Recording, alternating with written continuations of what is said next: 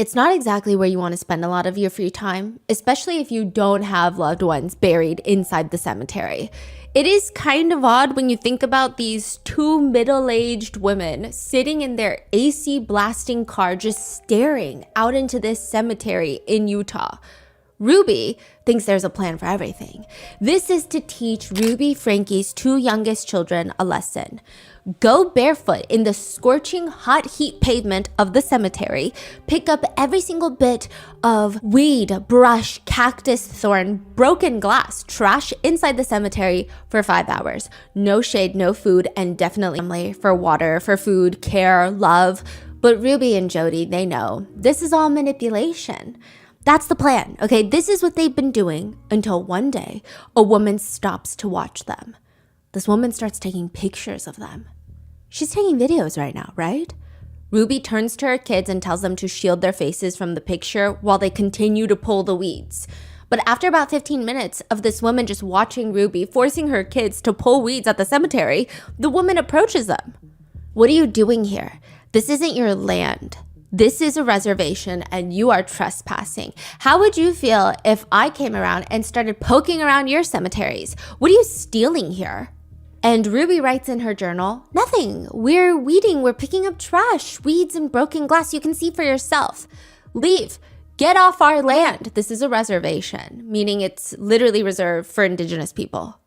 It's not enough for you guys to come and take all of our land. Now you want more? Now you want our cemeteries too? What is wrong with you? You weren't raised right. So much disrespect. What are you doing in our cemetery? I mean, no disrespect. We're honoring your people. Ruby later states that it was not worth the fight. She collects her kids and gets in the car. This graveyard torture will have to stop for the time being. She and Jody Hildebrandt will just have to think of a new way to get the devil out of Ruby's two youngest children.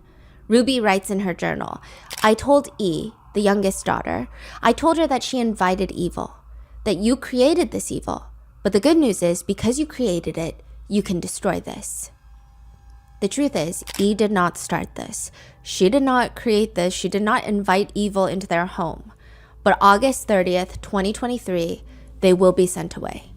This is the final part of Ruby Franke and Jody Hildebrandt and how both of them were arrested and their new accusations from jail, a new lawsuit that's hit them in jail, and how there might be a third person, a third woman that people think should be arrested along with them. We would like to thank today's sponsors who have made it possible for Rotten Mango to support the Biz Parents Foundation. They're a nonprofit organization devoted to protecting professional child performers and their rights. This episode's partnerships have also made it possible to support Rotten Mango's growing team, and we'd also like to thank you guys for your continued support. As always, full show notes are available at rottenmangopodcast.com. This is the final part of the 4-part Ruby Franke and Jody Hildebrandt series.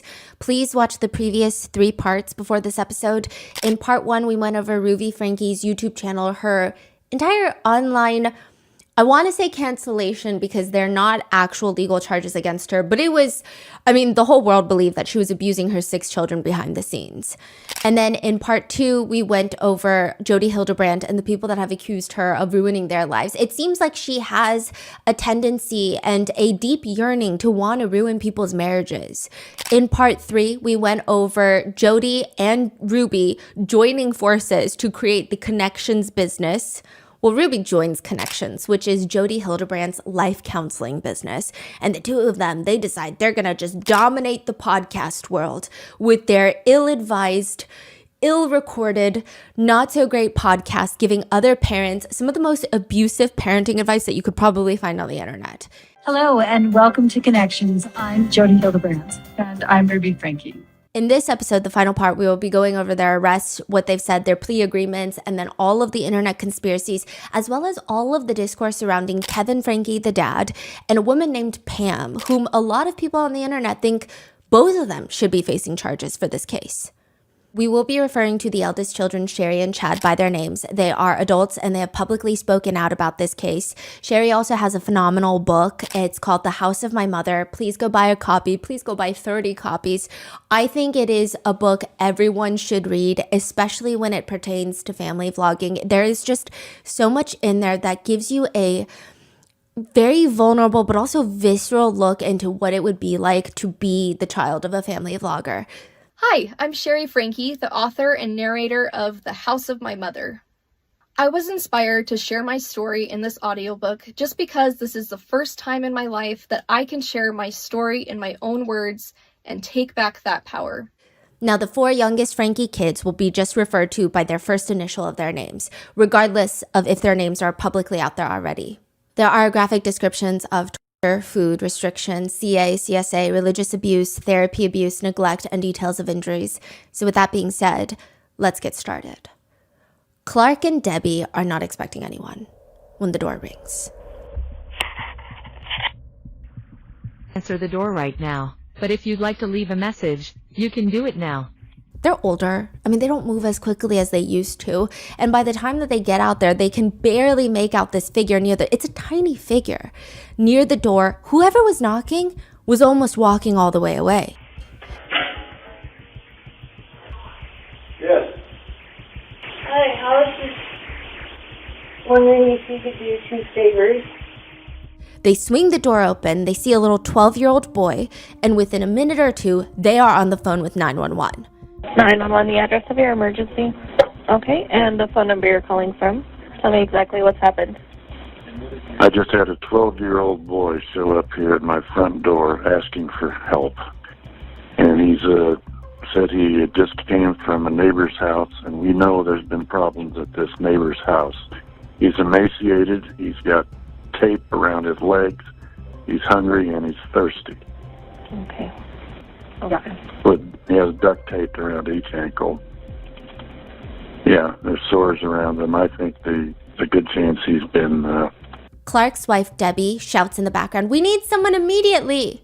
Oh, and he has them around his ankles. His wrists as well. Okay, this boy has been... Clark swivels in the patio chair so that the little boy can't see his face. Clark starts choking on his words and he tries to take a deep breath to calm himself down. This is very different from when he first opened the door. When he first opened the door, he didn't understand the situation. And when the little boy asked for a favor, he had asked the little boy, Well, what are they?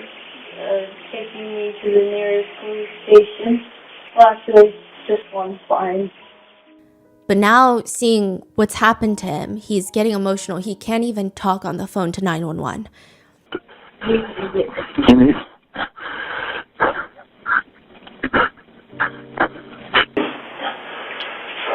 Oh, you were such a good kid. This kid is obviously been... I think he's been detained. He's obviously covered in wounds. Is Jody up there right now? Yes. Okay. Jody Hildebrand is up there right now. Okay. So she may come looking for him here soon, but she's not gonna, obviously. We need the cops here as soon as possible. I'm just asking where he is now. Yeah, she's a bad lady. We didn't realize how bad. When Clark had asked the little boy about why he has duct tape around him, he said it was personal business, but it's my fault. He said it's his fault, that the injuries underneath the duct tape, the deep wounds, he said it was caused by rope, but again, it was his fault. The police rushed to the house, ambulances are meeting them there, and when they see this little boy, they offer to carry him from the driveway to the ambulance because he looks so incredibly frail. He's got injuries around his ankles, so undoubtedly it's probably hurting every time he takes a step. They want to carry him, but he is determined to walk by himself. One of the first officers on the scene notices a few things about the little boy. There's obviously things that they can't ignore. He's just all skin and bones. But on the upper part of the ankle, the Achilles tendon, you could just see all the tendons. That's how deep the injuries were. He had never seen anything like that before. The little boy turns to him and he says, "I have a younger sister in that house. When did you last see her?" "It's been over a month." 11:52 a.m., the officer bursts in through the closet door in Jody Hildebrandt's home, and quickly, he uses his body to shield the closet from the view of his rifle, because he's got this giant rifle just hanging by his side, and he tries to hide it as he reaches out his hand, and his voice suddenly becomes high-pitched, as high as he can make it go. You come in, my buddy. I'm a police officer. Are you going for the union? There is just this little girl sitting crisscross applesauce in the middle of this empty closet. She's not crouching, she's not hiding. She barely even reacts to the door being slammed open. And there's an officer with a rifle as tall as her walking in. We can't see her face, but her body language, she almost appears like she's disassociating. Now, side note, her hair is almost cut in a shaved pixie cut. Many officers actually thought she was a little boy. Hey, you okay? Is it just you in here? I'm Sergeant Tobler. What's your name? No response. He squats down. Contact one. You okay? Huh? You doing okay? He offers his hand. She still doesn't move. He's trying to be as calm as possible. The energy that he gives is like he's approaching a stray kitten that he doesn't want to run away in fear. You don't want to talk to me? Yeah, that's okay. Can you come with me though? We got Jody out here. You know Jody? She's outside with us. You take your time, bud. I'm in no hurry. I'm a police officer. Did you know that? I don't mean to hurt you at all. You doing okay? Are you scared? Yeah? You're okay. Do you need help? No response. I'm just gonna sit down.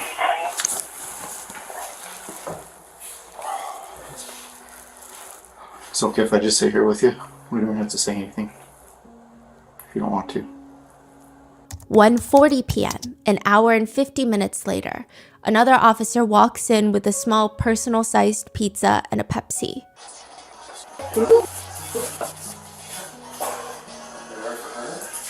Yeah, I'll put this here, okay? When you're hungry, you can eat. There we go. Whew. Thanks, yeah. He places the food down and leaves so that she can have some space to eat.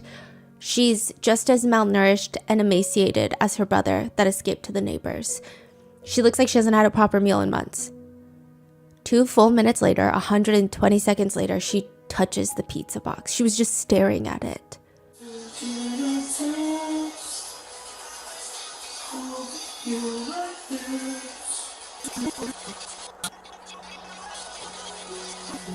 You're more than welcome to eat. You can eat all you want to. That's all you.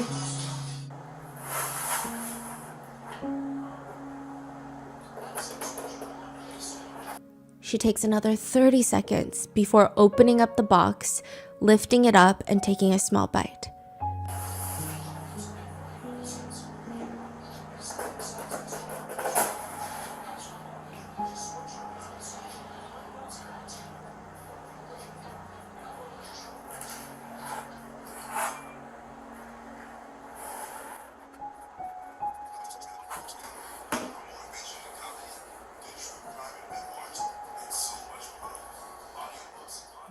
They sit with her for a while. She eats her entire pizza.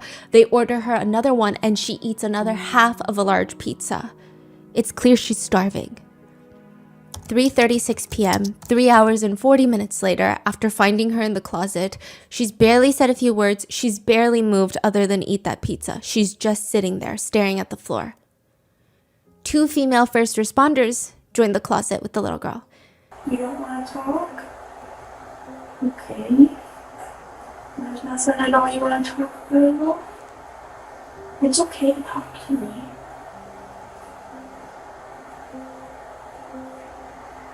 Are you scared?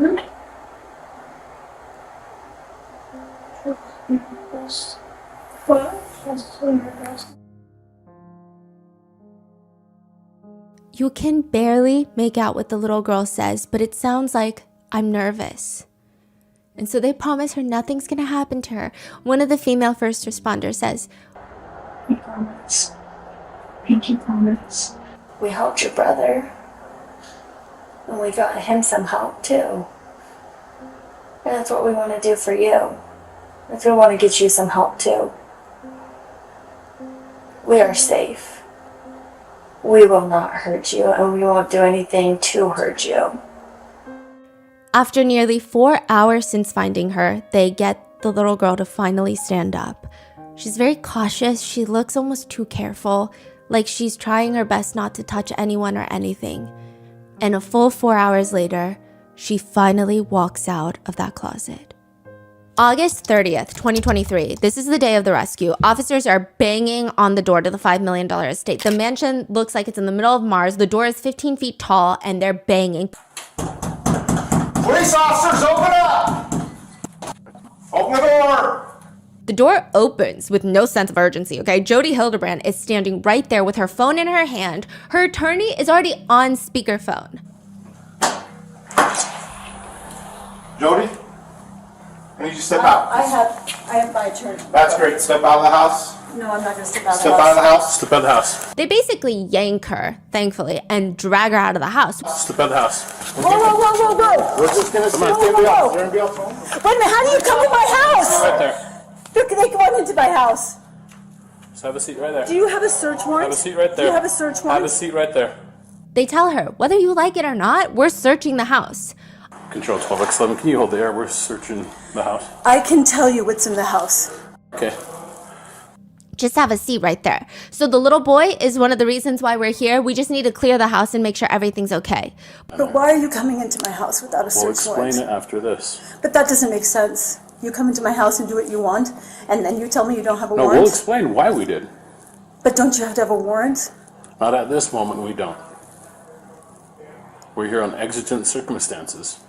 And I'll explain it after this, after my sergeant and the officer are done clearing the house. She's just staring at the officer. It's like unsettling the way she's able to look him in the eye.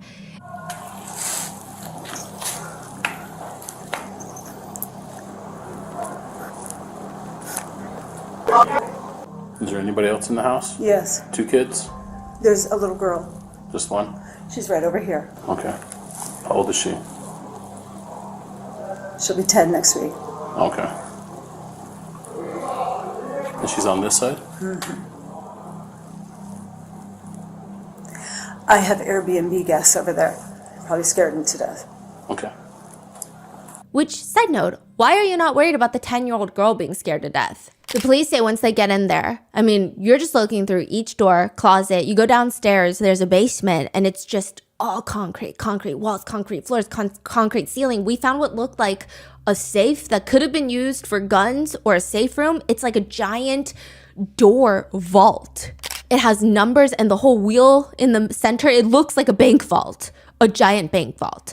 It is a safe room with its own toilet and sink, and the officers demand her for the code because they have to search inside. She claims she doesn't know the code to her own panic room inside her $5 million mansion.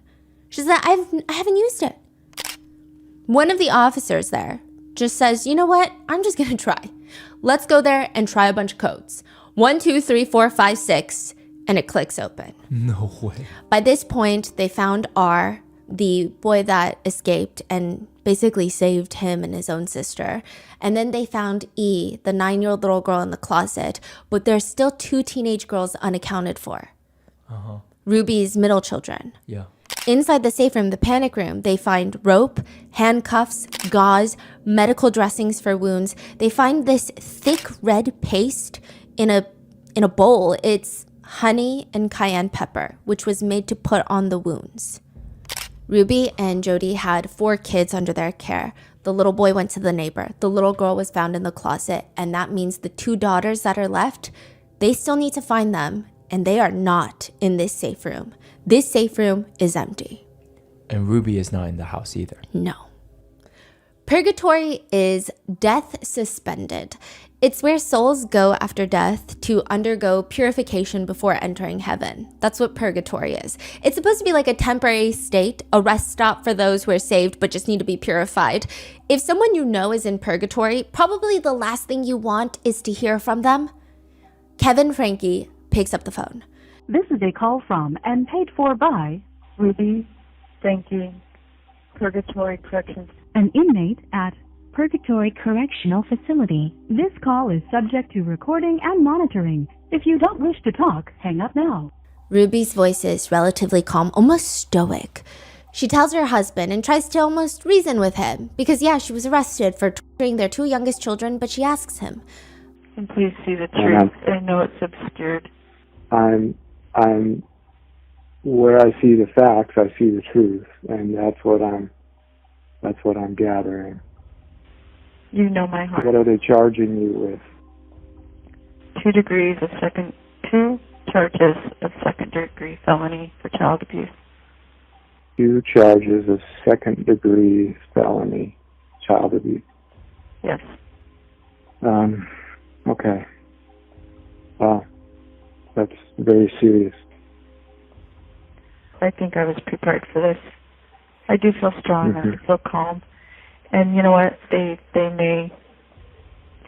Adults have a really hard time understanding that children can be full of evil and what that takes to fight it. You've seen what it takes to fight evil. It's not the person you're fighting. And it can look like something it's not. And you've been there, you know that. And so I don't know any adults who are going to see the truth. So I'm calm about this, and I just pray that you'll hang in there. Kevin informs Ruby that he got a text from someone who he doesn't talk to anymore, but they reached out after hearing the news about Ruby being arrested, and Ruby is intrigued. Are we in the news? It sounds like at least you're in the news. I don't know about me. I'm wondering if they want to ask Sherry. If they went to Sherry to ask her questions. You know, these bookings are public. This is a witch hunt. Yeah, maybe this is a blessing, but this is a witch hunt. The devil's been after me for years, and he's mad at her. Have you shared that with the detectives, Ruby? I've not said a word till I have an attorney. Later, Kevin tells her that the kids are going to be in the hospital for 3 days. The 2 that they rescued, 11-year-old and 9-year-old. And she responds, "So weird. It's just not necessary. They're trying to exaggerate this." In another call, Ruby tells Kevin, It was horrible. It was torturous last night, hearing the screaming and the banging and people. It's like, okay, that's upsetting. But the most upsetting thing is that I am completely misunderstood. That is the most horrible feeling. Like my own family misunderstands me. They misinterpret me. And poor Jody, they misinterpret her. They misunderstand her. She puts her neck out on the line for people, and then they get mad at her. I mean, it is just horrendous. It's horrendous. And you know what? Every Joseph Smith, every wonderful man of God has had to be misunderstood. Were these calls recorded? yes. What's the husband's attitude towards her? A lot of people take it in different ways. Some people listen to these jailhouse calls and they think that Kevin is just as guilty as Ruby. The way that he's able to listen to her say these things and like some of the verbiage that she uses, you know what it takes to fight evil. You know that, you've seen that, you've been there. It sounds like he partook in some of the abuse, which there is no evidence, otherwise he would have been arrested, right? And there's so much evidence in this case. However, other people take it as Kevin needs to do everything he can to try and get custody of his children, to try and amicably resolve this as best for his kids. So he's just letting Ruby talk and say these things. He doesn't want to get combative. He doesn't want to say, no, you're literally crazy, you're abusive. So a lot of people have interpreted it differently. I mean, if you found out this is what happened, how can you keep it together, right? Yeah. He just says, that's right, about every man of God has been misunderstood. That's right. And so I'm going to get out of this. Who knows? Maybe in 10 days I'll get out of this. If I'm, if truth prevails right now, or, who knows, like 20 years? I don't know. I don't know how long. But I'm going to step out. I'm going to say I went through everything. I have seen God's children suffer. All the people here, my jail cellmates, have been beautiful women, but they've been hurt. They've been deceived into drugs, My heart just has so much compassion for them. And I have compassion for the cops, and I have compassion for myself, and then to be told that I'm suicidal, I'm like, no, that's not true. So this is when she was driving back to Jodi Hildebrandt's house after finding out that her children were saved. She said, God told me when I was driving before I called you. I didn't have any information. I didn't know anything, and the Spirit said, your children are going to be removed. And I cried out loud. I'm like, no, I'm not done. I'm not ready. And God told me I'm done. And I just, So, Satan has taken everything away from me that I love. And I'm a good woman. I don't do naughty things. I'm a really good girl. Ruby, I'm going to do everything that I can to keep truth in our family. And thank you. I'm committed to our family. I'm committed to you and our marriage, no matter what happens. Thank you. I will be here to support you in any way that I can. Well, thank you for stepping up. The jailhouse calls get released to the public and everyone is confused. Is this not the same case? The way Ruby and Kevin are talking about their children and about what Ruby and Jodi did, it doesn't even match the evidence and the severity of this case. The way that they're talking in these jailhouse calls, it almost makes you be like, wait, do they not know what's happening in their own worlds right now? August 30th, 2023, the day that the little boy is rescued, there's a whole crowd of paramedics, fire rescue police, all surrounding the boy. And one officer who has his body cam on is standing off to the side, just observing, when a paramedic walks up to him and says, I am. So I got my shades on. Do you got pictures? I'll take more. If you want me to, you send them to you. The paramedic wipes her face with her arm, and later in an interview, she says, it was the first I had ever been on any sort of call like that. I mean, to see that little boy appear to be so okay when everything he's been through, it was like a punch in the face. One of the officers said, you could actually smell the flesh. It was the most terrible thing they've ever seen. Ruby and Jodi would enact prison war levels of torture. And I don't say that to be dramatic. I think prisoner of war torture can be very specific in the sense that sometimes they don't want to leave marks. So they find the most creative acts to torture people. Ruby and Jodi would enact poking torture on the kids. They would use what they called a cactus poker, which appears to just be a stick with a cactus spine on it, and poke both of them, which is not only painful, it is almost invisible. One person online says after getting cactus needles stuck in their body, I had to lay across the bed on my stomach and endure the pain of having the needles taken out of me. It took a week and a half to get them all out as they were nearly invisible. You would need a magnifying glass to see them. Just leaving my hand all tingly. I managed to get most of them out, but a few of them were still lingering under the skin, and I tried glue, masking tape, tweezers. You can't even see the ones that are under there, and it was burning. One person says, the cactus fuzz is basically the equivalent of fiberglass. Thousands of tiny spines called glochids that just stick to you and irritate you, and it's the most visceral pain that you will ever feel. Jodi admits that she would physically force Ruby's 9-year-old daughter to jump into a cactus multiple times. They would make the kids jump on trampolines, trampoline torture. R specifically had extensive injuries to his ankles. Remember, they said they could see his tendons. And considering how frail he was, to make him jump on a trampoline is downright cruel. Ruby journals, today I asked him to take off one sock by balancing on the opposite foot, lift one foot up and remove the sock while staying balanced. He fell over, hit his nose on the ground and began bleeding. I gave him a wet rag to wipe his face in toilet paper. He dabbed his face merely to smear the blood. Then he blew his nose so harshly through the toilet paper he got new blood on his face and all over his shirt. The easiest exercise he is asked to do, he refuses with the stature you would expect of a 9-year-old. He plays completely helpless. His body is full of evil, puffy infection, and he won't participate in the responsibility of pushing it out.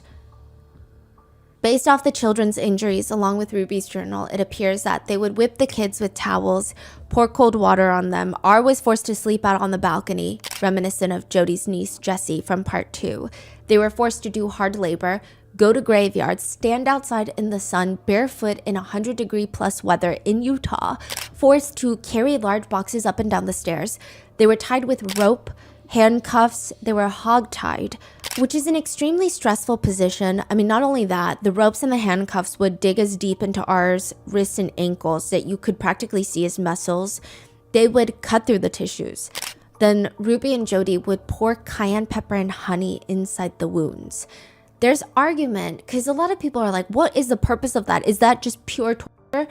There's argument that the honey is an olden day treatment for wounds that is probably medically ill-advised right now, but it seems more like it was for torture, because the cayenne pepper seems to hold no real purpose in this healing method, and to add it to honey, it feels like the main purpose is to make sure the cayenne pepper sticks to the open wound for maximum pain. It's pretty clear that Ruby knows what this is doing to her kids. Ruby journal entry read, "It has been 3 months of consistent boundaries and putting up with his terrorizing to get his confessions out. Who would do this in the real world? I don't know of anyone who would feed their kids in America just rice, lentils, and chicken for meals for 3 months, and this is why Americans are full of sin and are ready for destruction. They won't repent." Wait, what? She says that she's trying to get him to repent all of his sins. Again, very reminiscent of Jesse Hildebrand from part 2, where he's saying, why isn't more Americans doing this to their kids? Yeah, this is why Americans are full of sin. And we're going to be, I guess, ready for destruction. The children were regularly denied food, water, beds to sleep in, and virtually all forms of entertainment. This is a non-comprehensive list of all the physical torture that they had to endure. Carrying loaded boxes of books up and down the stairs, doing wall sits, sitting up against the wall without anything for hours at a time, forced to do manual labor outside in extreme summer heat without socks or shoes, stand outside on the cement patio in the summer heat, sometimes for days. Now, the UV index in Utah ranges from 8 to 10. They're probably getting sunburn blisters. According to court documents, it reads, "These actions resulted in repeated and serious sunburns with blistered and sloughing skin. R was denied adequate water for several of the days he was required to remain in the summer heat, and he was punished when he secretly consumed water." So these kids were forced to run barefoot on dirt roads. They have a little section in their parenting book. Okay, Ruby and Jody released a parenting book called Rings of Responsibility. And they have a whole quote in there that reads, "Choosing to wear shoes prepares me for adventures in the world, just as choosing principles prepares me to connect with myself, God, and others." I mean, their teachings are clearly not advisable. They're like the worst teachings in the world, but also just so hypocritical. Is it this or is it that? So they would deprive the kids of shoes, make them get blisters and sores on their feet, while also talking about principles are the same as shoes, and they're talking about how they want their children to have principles, but they won't even give them shoes. It doesn't make sense. They consistently deprive the children of shoes just for the sores and blisters, it seems. They're constantly bound with duct tape on their wounds. I mean, there's a heavy amount of residue that is incredibly difficult to get off of human skin from duct tape.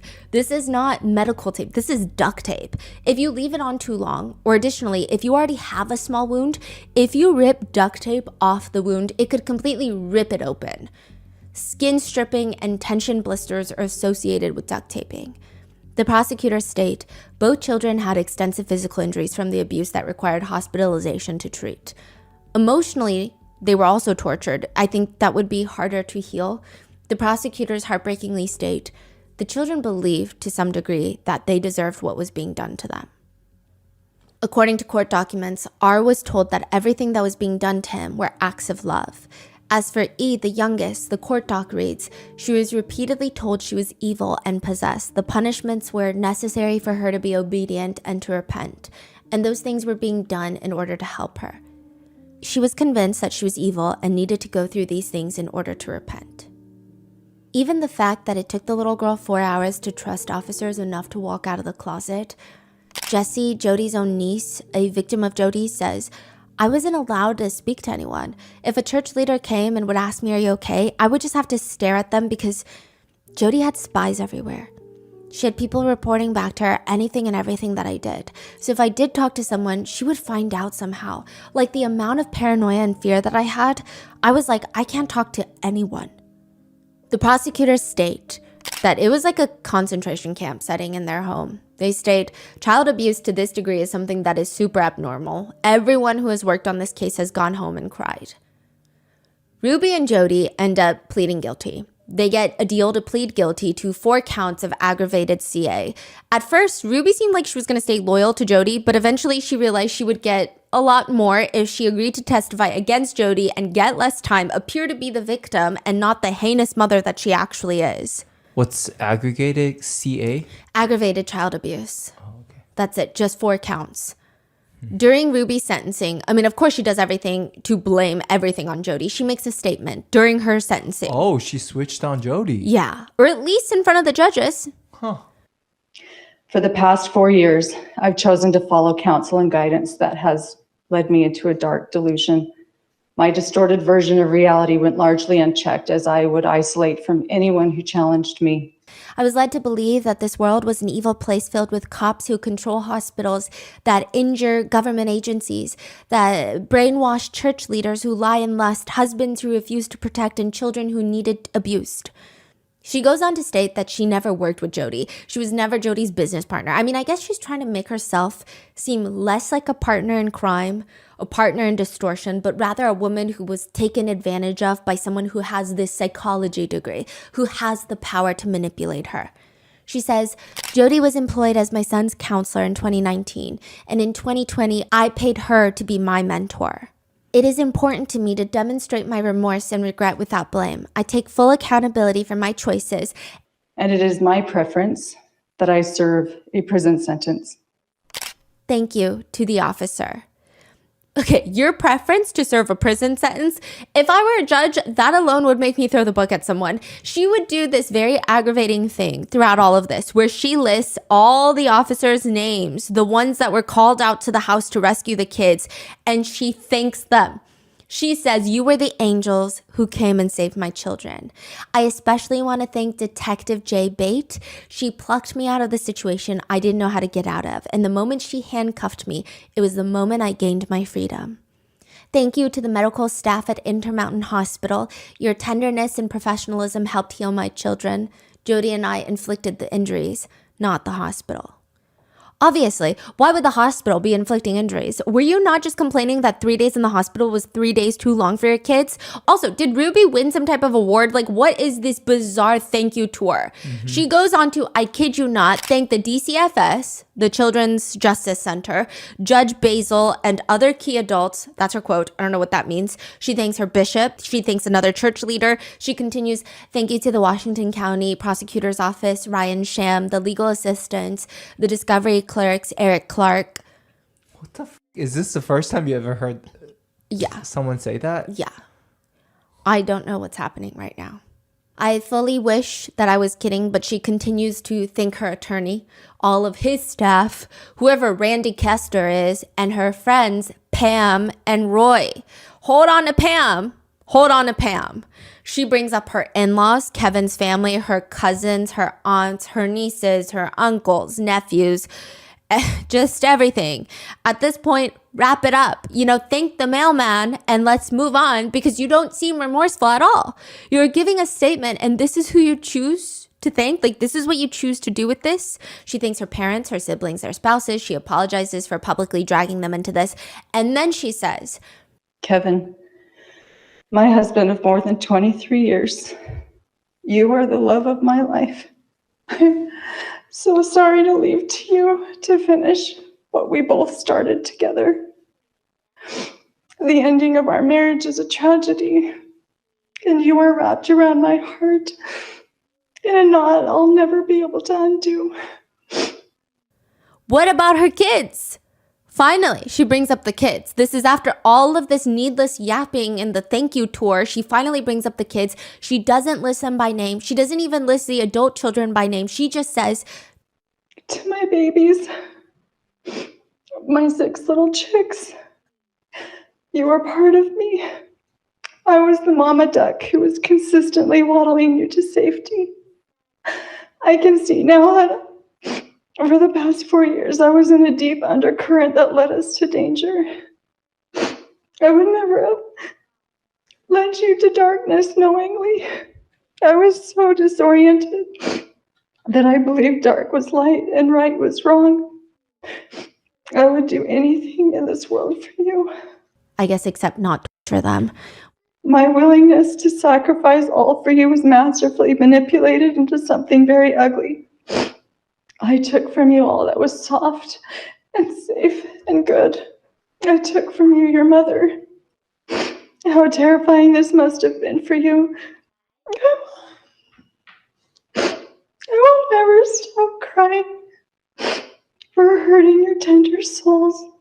You are each so precious to me. I'm sorry.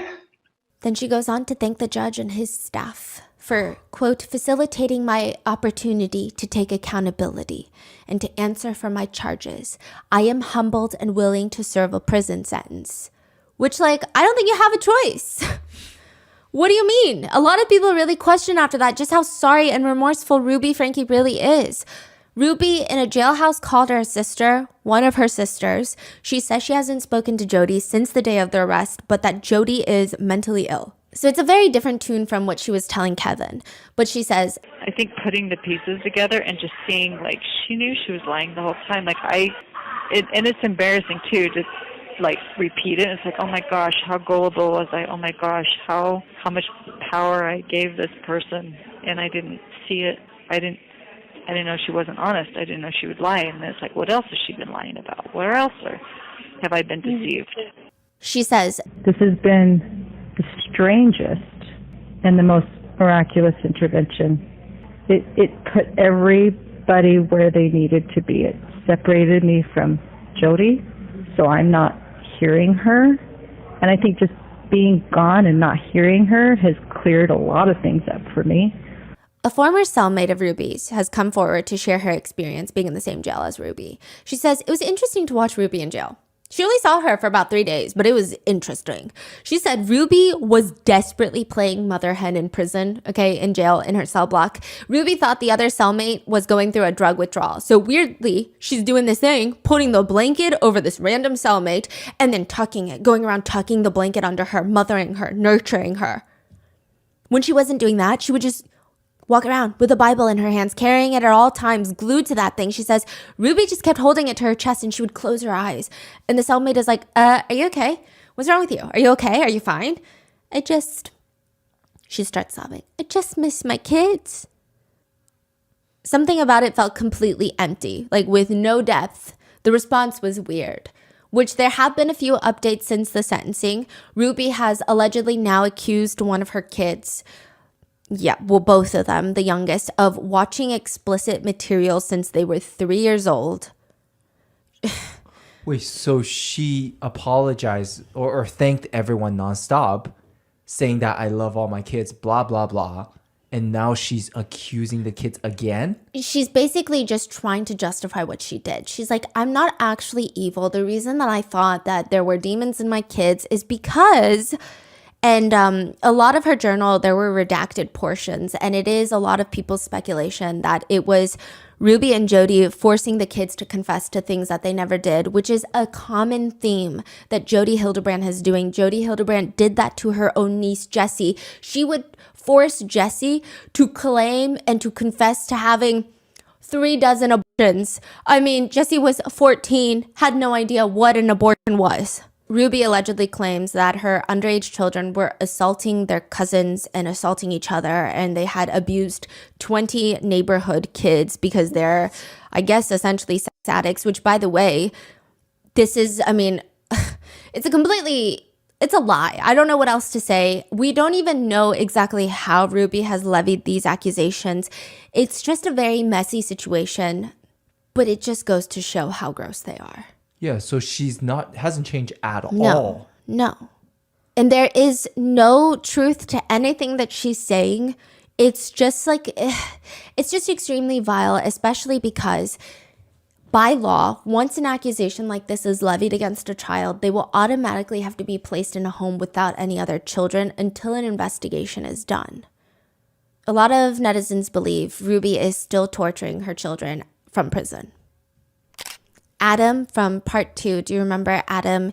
He went to marriage counseling with his wife, and Ruby tried to put him in prison, accused him of essaying his 1-year-old daughter. It was a mess.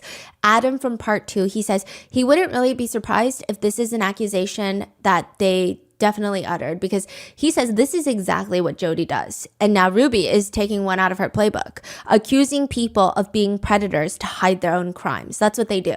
They say, oh, my victim? No. They're not victims. They're predators. He says Jody and Ruby are doing what Jody normally does to full-grown men, which is accuse them of heinous crimes and then torture them relentlessly while accusing them of being terrible people. But now the only problem is they're doing that to children. To children that they tortured and abused. Not the only problem, but an even bigger problem.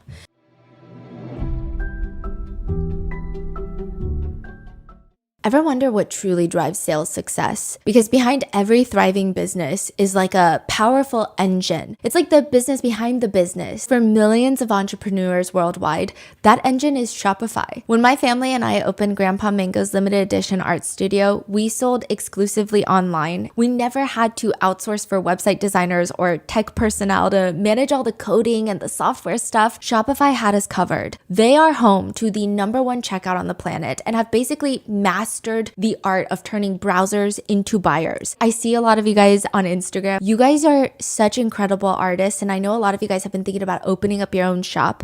And in today's market, your commerce platform should be ready to sell wherever your customers are. The formula is simple. Businesses that sell more sell on Shopify. Upgrade your business and get the same checkout Selena Gomez's Rare Beauty uses. Sign up for your $1 per month trial period at shopify.com/rotten, all lowercase. Go to shopify.com/rotten to upgrade your selling today. Shopify.com/rotten.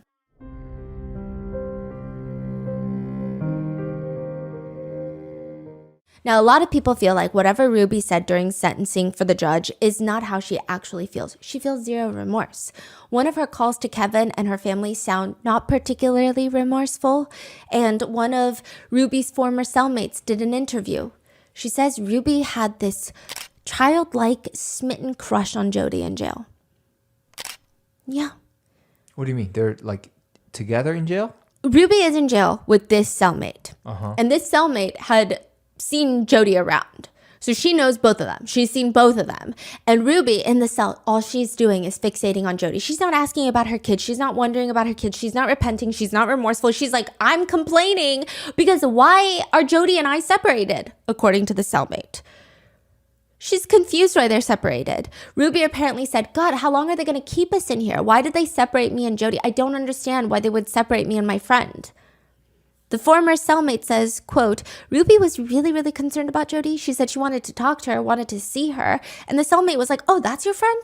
I saw her briefly. She's like, oh, what did she say? How did she act? Did she say anything at all? She seemed pretty distraught. She didn't want to talk about anything at all. She was crying a lot. Her eyes were swollen really bad, kind of like squinted. You could hardly see her eyes. She looked pretty distressed. I said I asked Jody why she was in jail. Jody looked at me, not really with a smile, not really with a frown, but with a straight face and said, I'd rather not say. So I said, okay, I apologize. I wasn't trying to invade your privacy. And that was it. Ruby is like intently listening to her recount her experience meeting Jody, to which Ruby says, yeah, that's what I thought she would be like. Yeah, that's what I thought. Nevertheless, I don't think Ruby's jail time is going particularly badly. There is a picture circulating that shows Ruby and other inmates sitting crisscross on the floor, holding their hands out, touching each other on the chest, like they're doing a bonding, breathing yoga exercise. I'm all for adequate programs to rehabilitate inmates so that when they do re-enter society, they have a fighting chance at being a positively contributing member of society. But it rubs people a lot in the wrong ways. On top of that, people have taken to zooming in on the whiteboard behind the inmates, and it's filled with random quotes like teach to learn. But also one phrase in particular stands out to people. See and speak truth. Is Ruby out here teaching everyone principles right now in prison? It's also stated that she's training in jail to be a yoga teacher, and there were only 20 inmates selected for this program, and she was one of the 20. To which one person comments, calling it now, she is going to get way too into yoga and start an underground yoga wellness cult in her prison. Another person says, I hate that she looks calm and clean. Yuck. But others say, well, Sherry wrote in her book about Ruby, I don't have a desire to see her destitute. My hope is that she can use this time to educate herself so that upon release, she can find a way to survive, have a small house and a quiet life far away from me. One person comments, I think that's how I feel about Ruby too. Ruby is facing 4 to 30 years in prison. What do you mean 4 to 30 years? In 4 years, she could get probation and get released. Jody has also pled guilty to the same charges, but again, does she feel remorse? In a recorded jailhouse call, Jody rants. She's like sobbing, by the way, that she's the victim. Nobody wants the truth. Nobody wants the truth. Nobody wants the truth because these kids. It's all the devil. You've seen him. I mean, I've known you, for 5 years? You've watched him come at me, come at me, come at me, come at me. And he uses these kids, the adults, the parents, that don't hold the kids accountable. So now it's abusive to make a kid sleep on the floor. It's abusive. Or it's abusive to, it's ridiculous. It's ridiculous. You can't even raise your kids anymore. Whoa. They're not even her kids. About the actual evidence, the evidence photos of the abuse, Jody says, we didn't do that. We didn't do that. Those pictures we did not do. He did that to himself, yes. Did we put that on him and then he rubbed around and cut himself? Yes. But we didn't do that. She also says her going to prison is part of the Lord's work. Yeah, thank the Lord, lock her up, right? But she claims that the Lord says before the second coming that they shall lay their hands on you, they shall prosecute you. She says she cried because it felt like God was telling her this is her purpose and that she will be saved. She says, but when I get out of here, I have a story to tell and I'm going to try to do everything I can to protect the children because that's what's happening. It's, like the kids are being horribly abused. But when it comes down to her pleading guilty and her sentencing, she has the audacity to stand in front of the judge and say, I sincerely love these children. I desire for them to heal physically and emotionally. One of the reasons I did not go to trial is that I did not want them to emotionally relive the experience, which would have been detrimental to them. My hope and prayer is that they will heal and move forward to have a beautiful life. I'm willing to submit to what the state feels would be an appropriate amount of time served to make retribution as an outcome. Which one netizen points out, I didn't go to trial because I didn't want to make the children relive what happened to them. It's a really funny way of saying, I don't feel like listening to my victims explain what I did to them. The judge states politely, okay, Ms. Hildebrand, the circumstances are tragic. And it's largely, of course, of your making. By any measure, your conduct in this case was disastrous for these children. Adults are supposed to protect children. Adults with specialized training in particular are supposed to protect children. You did not do that in this case. In this case, you terrorized the children, and the results have been tragic. Side note, even since both of them were arrested, Jody has been a manipulative sleazeball. I mean, there's no eloquent way of putting it. When Jody is first brought into the police station, she does this thing where she tries to act like the cops' friends, but also lets them know that her attorney is just super annoying. She says, So I trust my attorney. He said, don't say anything. And I said, I have nothing to hide. And he's like, I know that, but just let me be there with you when you talk. So you guys seem nice people. Yeah. I'm not trying to hide anything. I'm trying to be difficult. This is really, if you knew all the pieces, I think you'd have a lot of empathy for what's going on. That's what we're looking for. And you're an adult, and the thing about our interview, if we ask you any questions that you don't want to answer, you can just tell us, I don't want to answer that question. I'd like to just tell you, but I don't know who you are. I don't know if you're going to flip my words. I don't know. And that's the good thing about cameras. Everything, it's pretty much double recorded, audio, video, and it's for the safety for you and for us, because we don't want to flip your words. And this will all be pretty much right there to support you.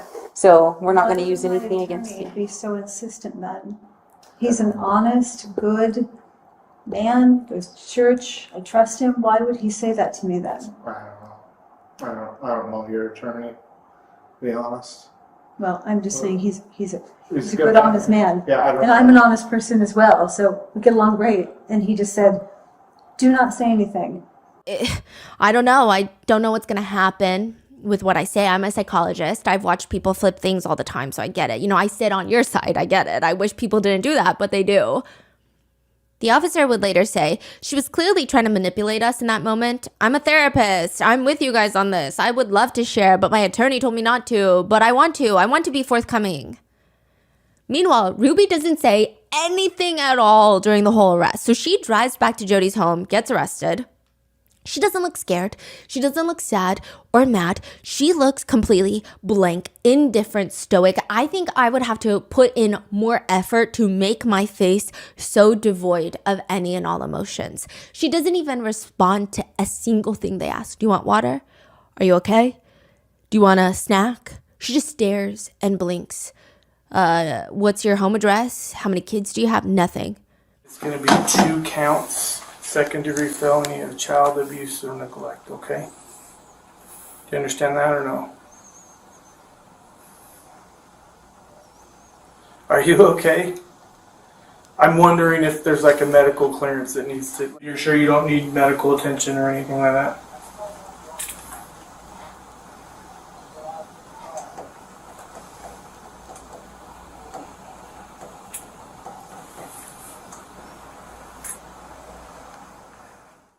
She came back voluntarily, or so Yes. she came back to get arrested? Yes. Okay. Now, the officer says it was creepy. It was awkward. The officer later says, she just really seemed like she was looking through me. I would ask her a question and she would just stare and give me 3 really long blinks. It was more like Morse code. The only phrase that she would utter after arrest is, I'll wait till I have a lawyer. Okay. and kind of smirks. That's it. So both of them are sentenced to 30 years. Technically, both of them could be out in a few years. Wow. In a previous podcast episode, Ruby says, I strongly disapprove of attacking. I strongly disapprove of abuse. I think all of us could get on board with, I have righteous anger towards adults abusing children. She's basically saying attacking and abusing is bad, but you can have righteous anger against adults abusing children. Well, guess who also likely has anger towards adults abusing children? Likely fellow inmates. So now that Ruby and Jody have been arrested and sentenced, there are a lot of people online questioning whether or not Kevin should also be arrested, at least for negligence. In an interview, Kevin's attorney states that he was completely taken off guard by these allegations online. As for why Kevin wasn't seeing or checking up on the kids, his attorney states, I totally understand the confusion. That was the big question in my mind. He states that people don't understand that Kevin was desperately trying to keep the family together. Ruby was the one calling the shots. She's the one that asked him to leave and not contact the children. As for Jody, Kevin sees her as the spearhead towards essentially destroying his entire life and family. There is this really awkward moment where Kevin's attorney is asked, one of the allegations is that Chad wasn't allowed to sleep in a bed for 7 months. Why did he think that was okay? I can't comment on that. I have a duty to my client, to the court, not to comment on that question. But even Sherry, Kevin's own daughter, tried harder than Kevin to protect the kids. She's one of the kids that needs protecting. What's kind of wild is that Kevin is also advocating for CPS to have better procedures to catch abuse earlier on, which I do think is a noble cause, but a lot of netizens are upset that it's coming from Kevin. He explains, quote, it's frustrating for me to hear the story of police officers, as they said. They were standing on the front porch and they could see the children and they could see my former wife through the window ignoring them. And they said, even with all the reports, all the red flags that were given to them by our oldest daughter, Sherry, and by our neighbors, they still could not intervene. Eventually, they had to leave because the judge would not sign off on them forcing entry into the home. Kevin also goes on to express frustration, and he said the police never called him. But he does say DCFS, Department of Children and Family Services, aka CPS, called him repeatedly, but because he was brainwashed by Jody and Ruby, he did not pick up the phone.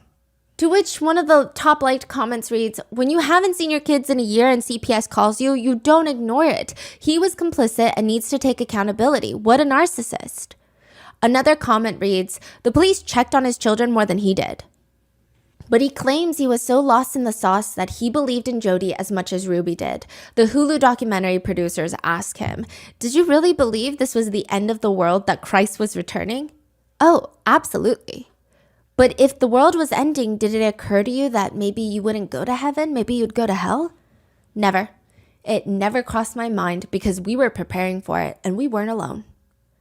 Which a lot of people are split about this. Some people believe that Kevin and Ruby both failed their kids, but because Ruby helped physically torment and abuse their children, whereas Kevin just left and stayed brainwashed, allegedly, they think that Kevin is less culpable. But others say, no, think back at everything that's happened before Jody even came into the Frankie's lives. Remember the first internet cancellation of Ruby Franke? And I say internet cancellation when personally it just feels like abuse, but for the sake of keeping the charges separate from the internet warning signs.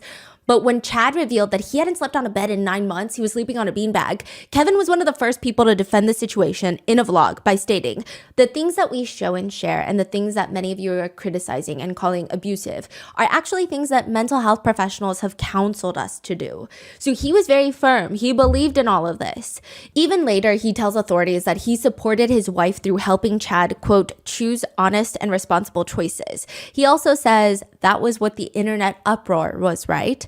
Indicating he does not side with the internet and the public's view even few years down the line, but rather he sides with Ruby. He argues later in People magazine, a lot of the physical violence that was described was hidden and kept from me. I didn't even know those things happened. And I think Ruby was really careful to hide a lot of that from me. As far as the things like sleeping on the beanbag, removing Chad from sports, teams, and things, all of those directives came from Jody, the licensed mental health counselor. I definitely voiced my opposition and concern, and it was always flipped back onto me saying, well, this is why your children are disobedient. This is why you're having problems with your children because you just enable them all the time. You are the problem, Kevin. But Kevin is also there recording when Ruby is yanking their youngest daughter off the table and screaming at her for interrupting the vlog. He's the one that laughs and says cut in front of the camera lens with his 2 fingers. So is it all Ruby and Jody hiding the escalating abuse from Kevin, or did Kevin have a pretty good idea that this was happening? August 30th, 2023, when the 2 youngest are rescued, Kevin is in the interview room with detectives answering questions. Was that tape out or? Yes. When they rescued the kid, they brought him in immediately. Kevin came to the police station. When he heard about it. Oh, this is crazy. Okay, so Ruby and Jody both know that R, the young boy, had escaped. So they're going around the neighborhood looking for R. And that's when Jody realizes the police are at the neighbor's house. A bunch of ambulance are coming. She's like, that's why she's on the phone with her attorney when the police come to search her home. Ruby was out looking for R. So she's driving around the road. She gets a call from Jody, like, hey, the police, like, it's over, it's done. She calls Kevin and is like, I need you to go to the police station and pick up the kids. Tell them that they're fine, everything's fine, the kids are lying, blah, blah, blah. She's like, bring them home. I trust you. Kevin thinks this is my time to shine. I'm going to get Ruby back. This is my time to step up and be the husband she needs me to be. He shows up at the police station. The police are asking, who told you to come here? He's like, I'd rather not say. He's still trying to protect Ruby. So are we going to see when he actually find out what happened? Yes. Like in that moment? Yes. So his whole reaction and all of that. Okay. Now, he says there was a no contact boundary. Did you have a no contact order in place? Order? No, this was between me and my wife. AKA, he's saying he did not have a legal requirement to stay away. It's just kind of shitty that he didn't do anything for his kids. So they ask, did she ask you not to contact the kids? Ruby invited me to leave the home while I thought about the choices that I've made in my life in the way that I've treated her. So I left. Is there custodial paperwork that denies you of your rights to the kids? No custodial paperwork at all. This was just a verbal agreement between my wife and I. I'm curious, when you guys had the previous 8 Passengers YouTube channel, you guys got a lot of heat for neglect and child abuse. A lot of people commented those things on there. Why were they commenting those things? This is happening on that day? It was that night that the kids were rescued. I mean, it had been pretty much the whole day, it seems. Oh, so they already picked up all these information. Yes. Like 8 Passenger, you guys did this, you guys had controversies, boom, boom, boom. I mean, by that point, if you Google 8 Passengers, it's probably the first few articles that come up. They were known mainly for their controversy rather than for being YouTubers. I see.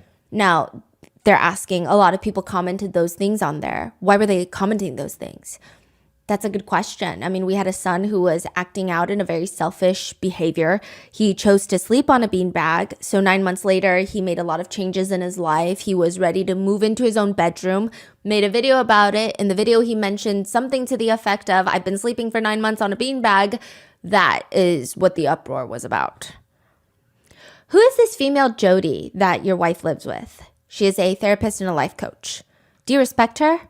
Yeah, I think she's a very honest and truthful person. I know her to be an honest and very trustworthy individual.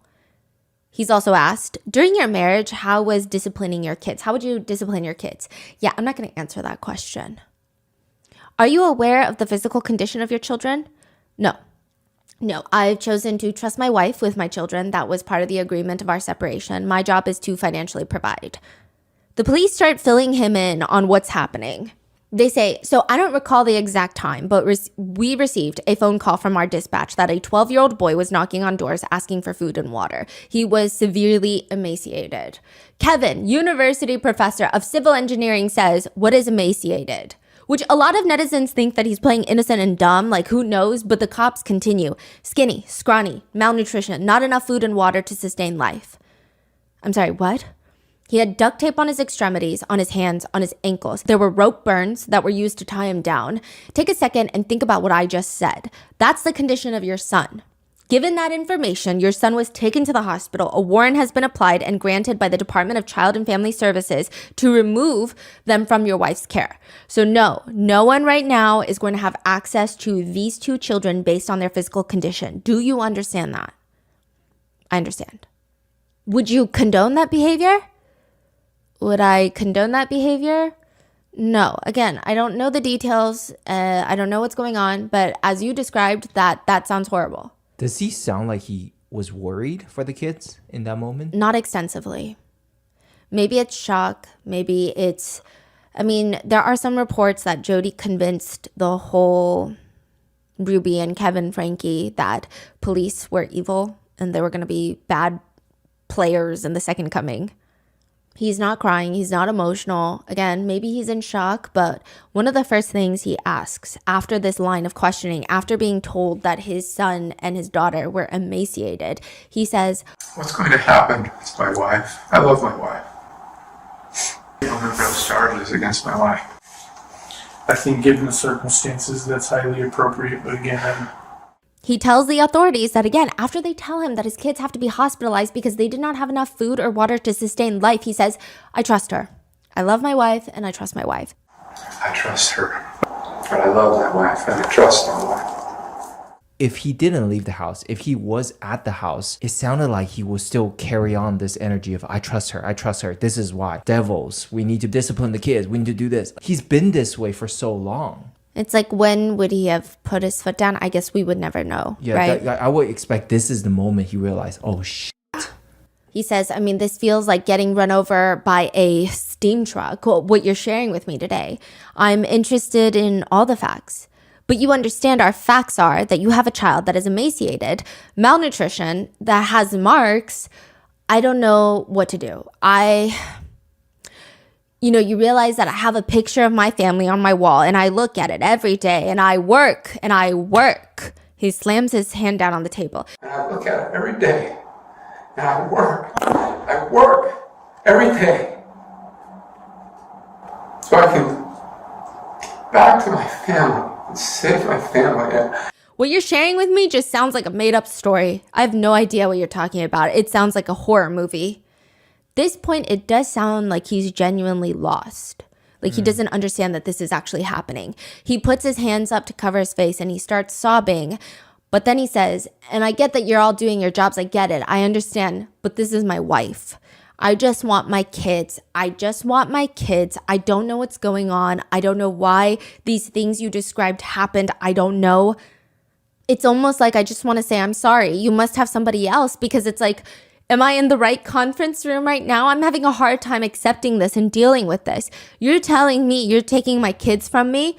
Over the past year, we've had zero communications regarding the kids. I've had no reason to believe or think that there was anything going on for all intents and purposes. I woke up this morning looking at the picture of my family and making my commitment today, as I do every day, that I'm willing to live an honest and virtuous and responsible life today. And what you're sharing with me Just feels like a sucker punch. What you're sharing with me feels like a sucker punch. If I still have a family, and I don't know what my plan, how I plan to go to God. Sure. And to figure this out. Right.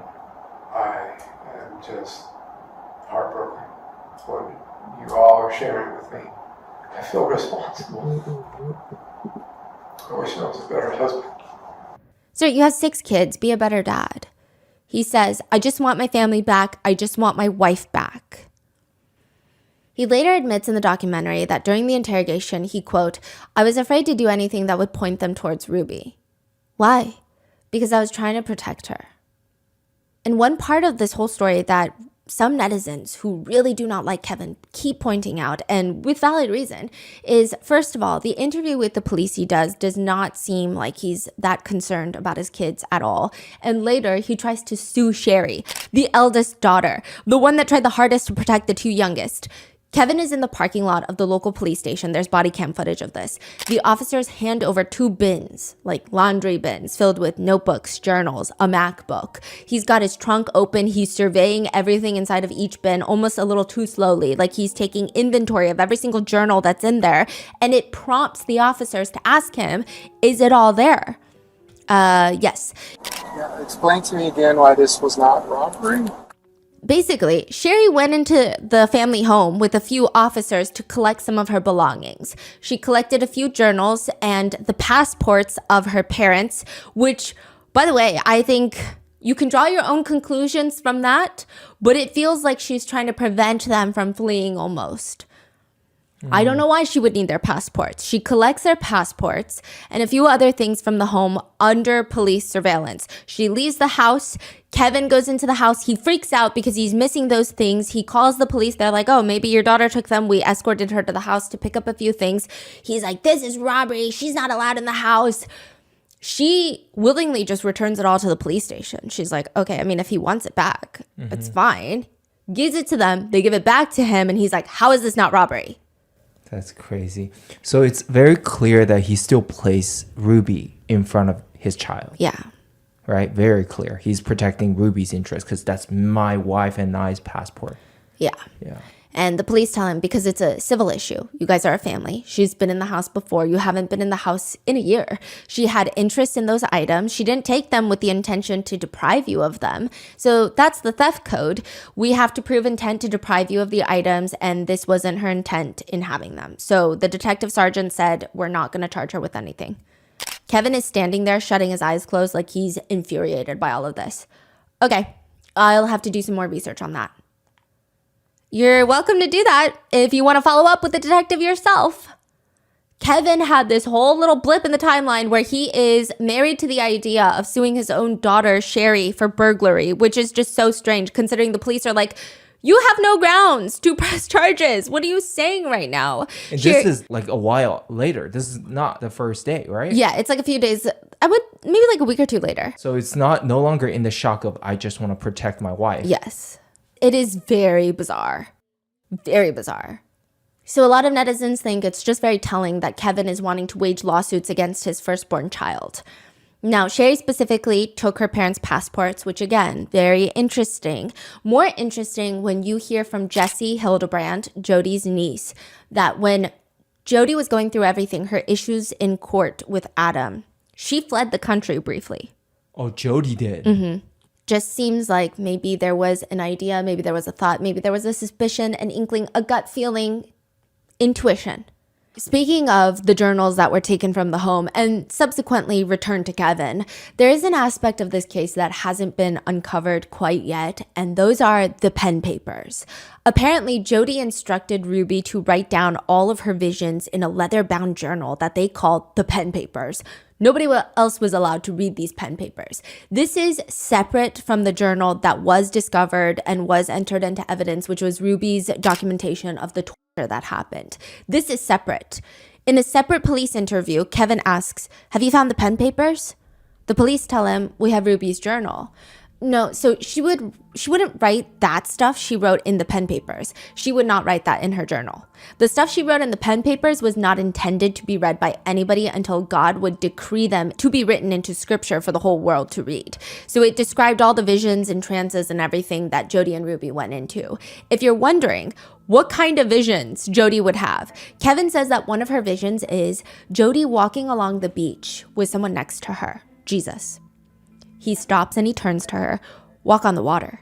Jody would have these visions of her walking on the water with the Heavenly Father and the Heavenly Mother, and she learned that in heaven she had this massive pet lion named Charles. She would ride around this pet lion, and Charles is the giant pet. She would ride on it. I don't know. Are we sure she's not on drugs?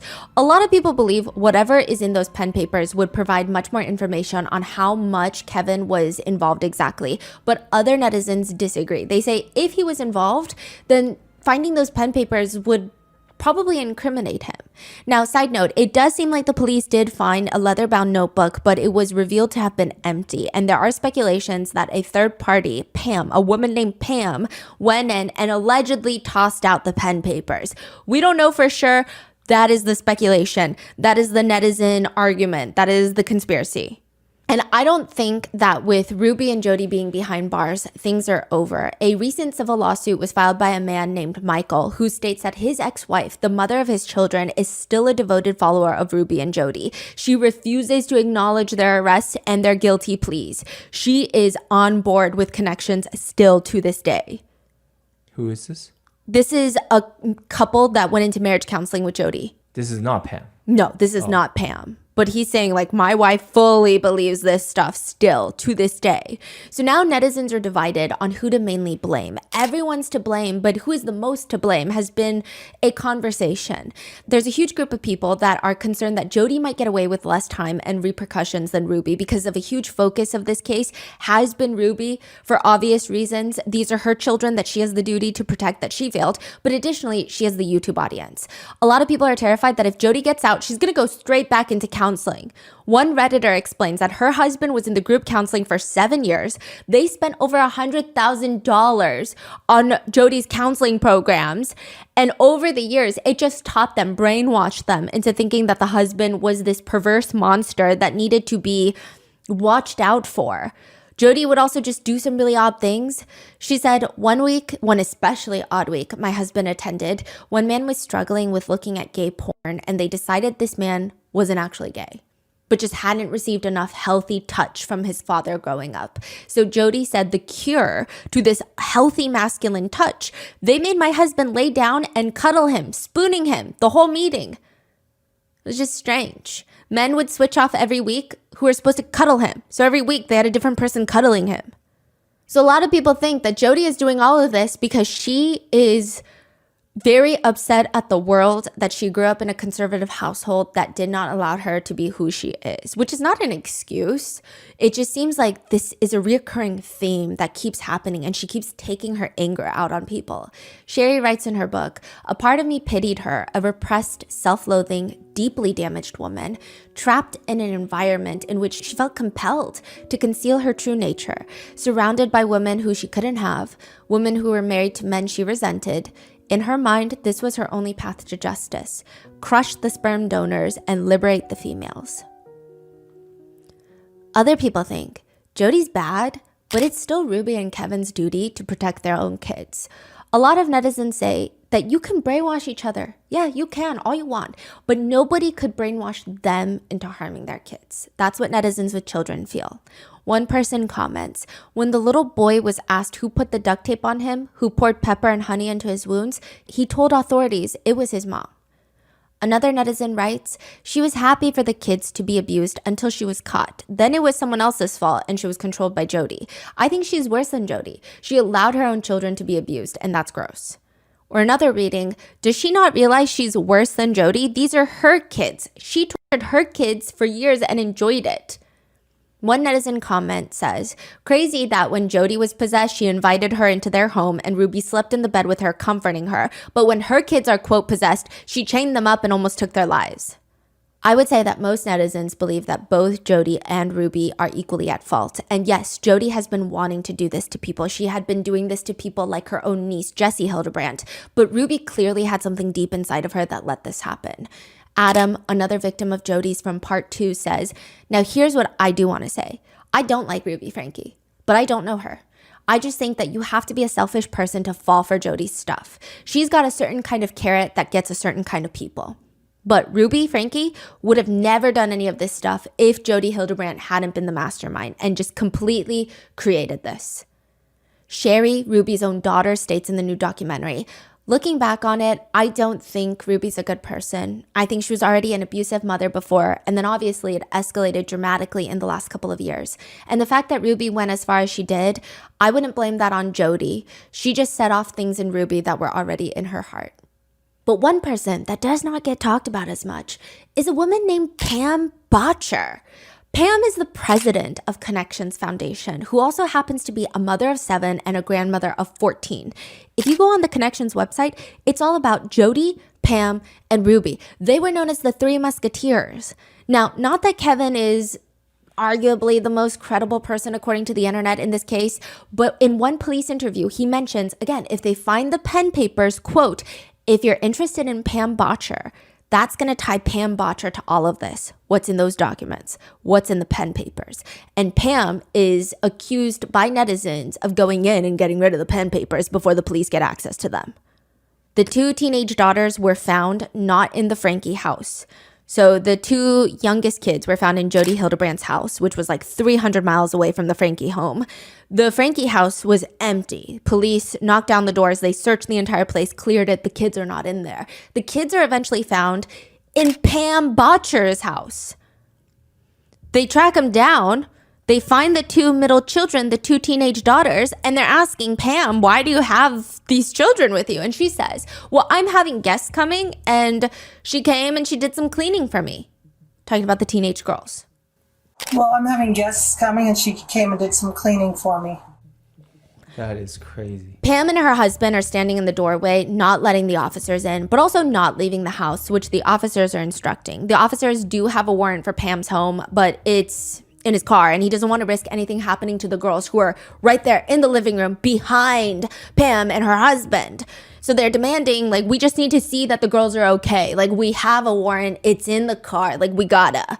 And again, maybe some people are rude, but I would be concerned. I would not be annoyed or ticked off if the police were making sure 2 children in my home were okay.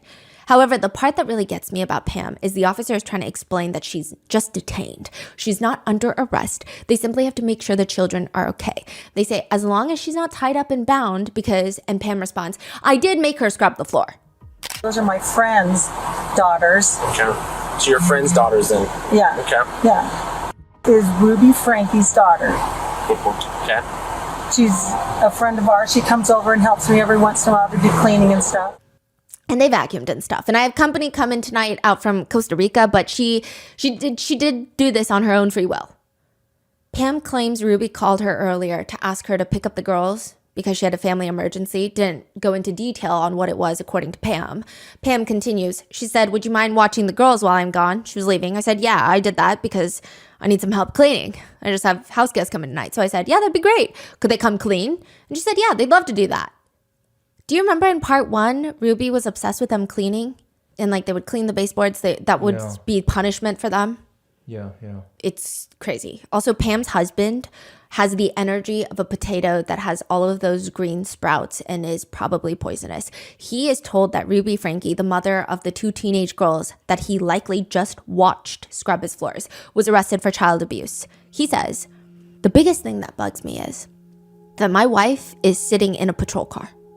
That's the thing that gets me. I feel bad for my wife. She's sitting there, and this is the first time in the world that I've ever had a police car sitting in my driveway. I got all the neighbors driving by.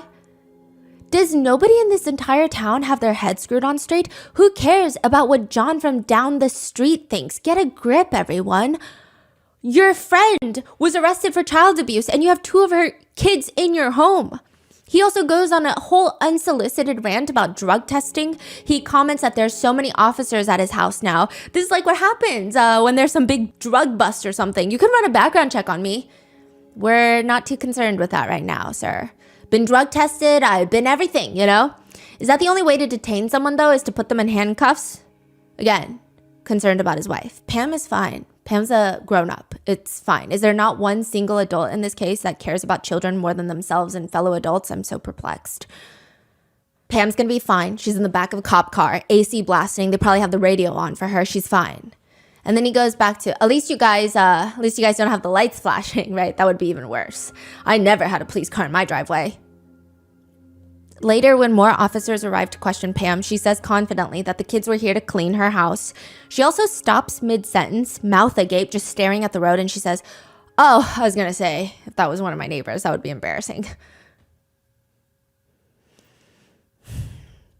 She complains, "I know you were just here trying to do your jobs, but these girls come to clean my house, and pretty soon I'm in the back of a police car, and I'm like, oh my gosh. I mean, I know it's not your fault. You're just trying to do your job, but I don't even watch scary police shows or anything. I'm such a scaredy cat." Okay, pick me, Pam. A netizen comments, in all these interviews, not one person who is detained or questioned asked if the children were okay. Not one. Another comments, "Why is the couple not shocked that their friends are being accused of child abuse?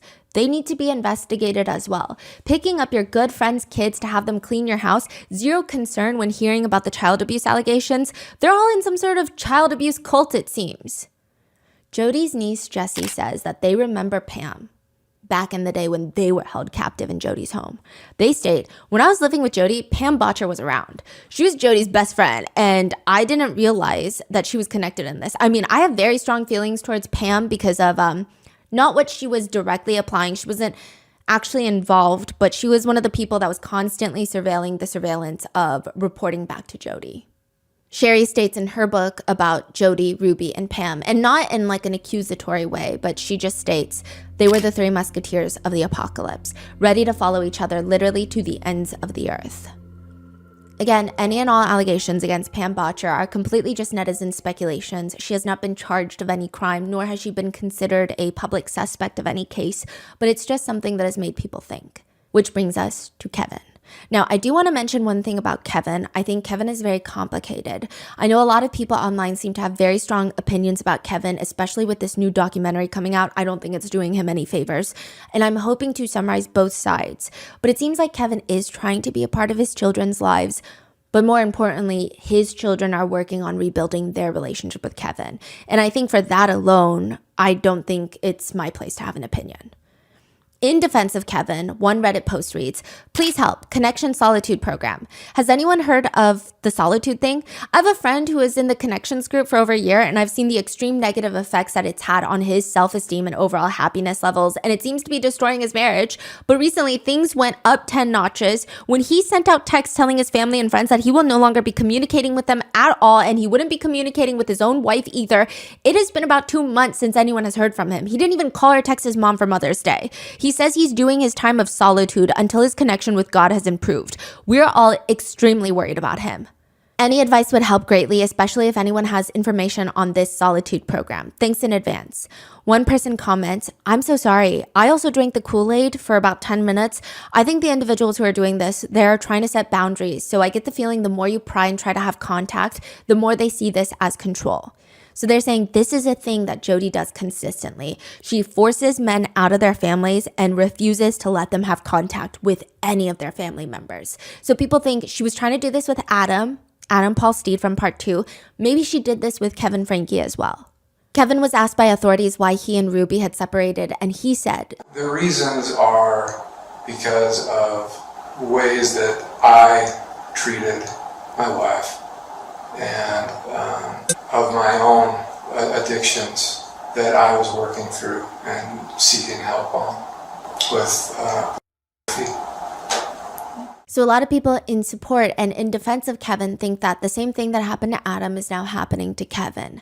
The same process. Sherry does write in her book that Kevin even noticing an attractive woman at the gym was evidence of his astronomical level of distortion, and even speaking to a female coworker would be an unspeakable crime.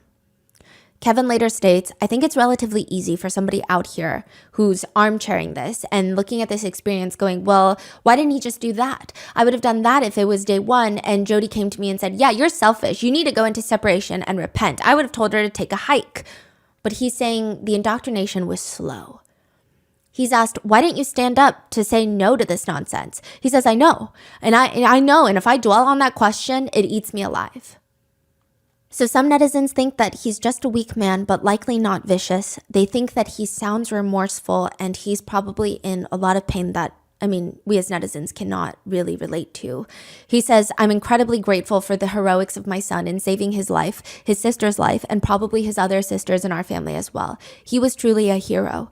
It's a lot to deal with every day. The questions of what if, what could have been, what should have happened, what I should have done, what others should have done. It haunts you. And it's my struggle and others to learn how to deal with that and to do what we can to make the best of our lives moving forward.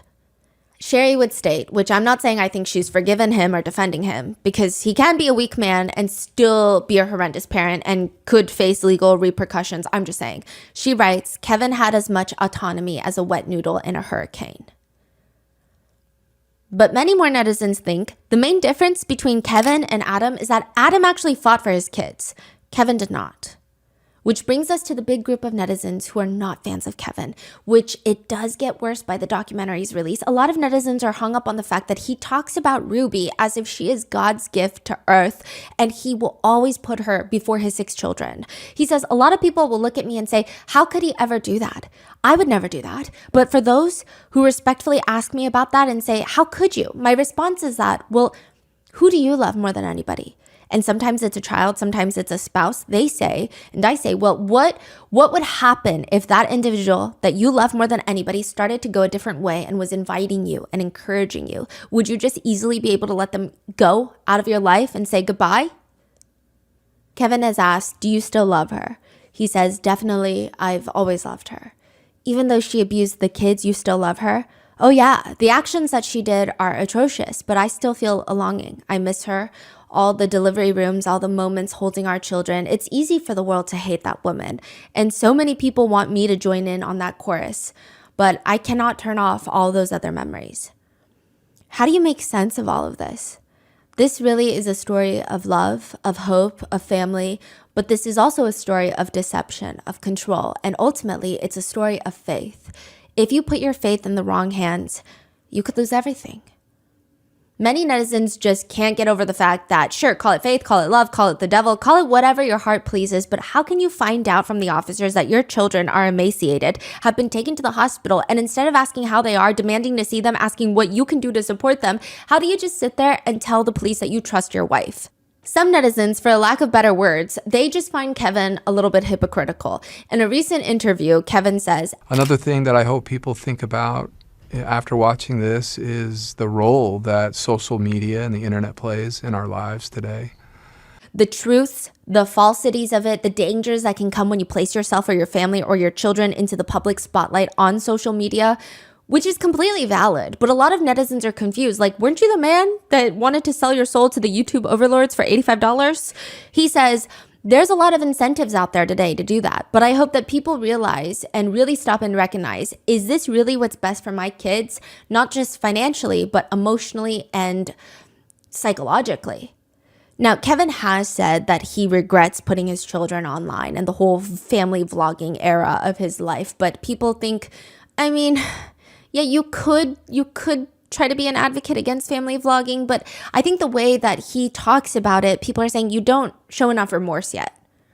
You just kind of go into like advocacy mode. It feels weird.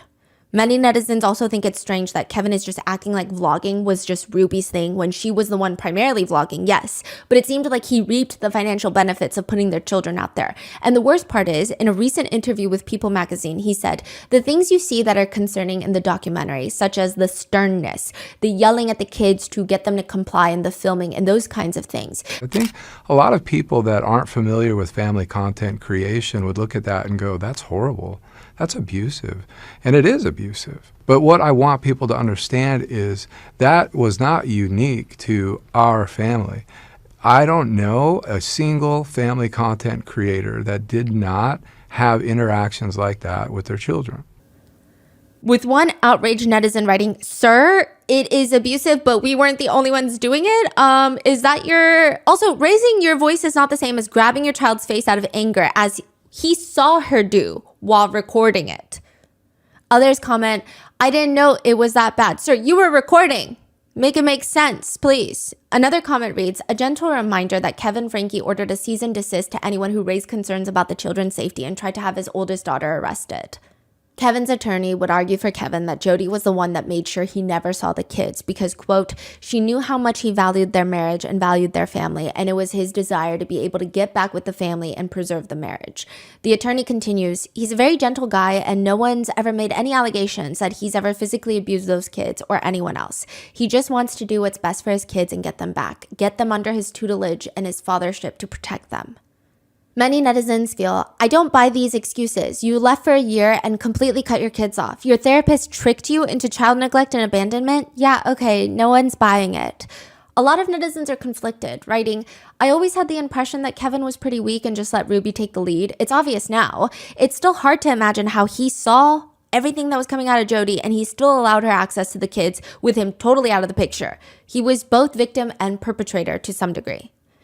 I think it is the belief of many that Kevin's true saving grace are his kids, that they are somewhat in his lives. Otherwise, I think the internet would rip him apart. I think the fact that Chad is trying to have a relationship with him, Sherry, I think while more wary, perhaps, she seems to be open to the idea of one day having a relationship with him, though she still calls him Kevin.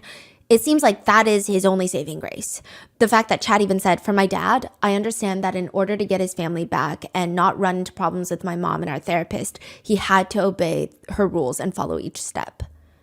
But one comment just reads, after reading Sherry Franke's book, you can see the extraordinary work that she has done to be in a better place, and Kevin is nowhere near his daughter's presence of mind, which she did with zero assistance from her father. Kevin needs to work on his own accountability, lessen the blame and excuses, and find a backbone that he never had as a protector.